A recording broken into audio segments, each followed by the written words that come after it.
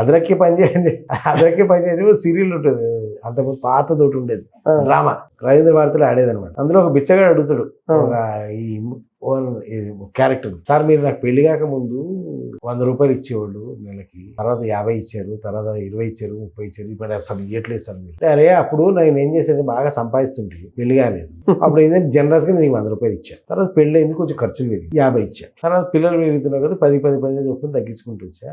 ఇప్పుడు పిల్లలు పెద్దగా అవుతున్నారు, అందుకే నేను నీకు ఏం చేయట్లేదు అంటే ఇప్పుడు అర్థమైంది సార్ ఏంటంటే మీ సంసారం మొత్తం నా డబ్బులతోనే నడిపిస్తుంది. మీ కాపురం మొత్తం నా డబ్బులతో నడిపిస్తున్నాడు. ఫోన్ పెడతాడు, మీరు నాకనే నిచ్చగాళ్ళగా ఉన్నారంటాడు.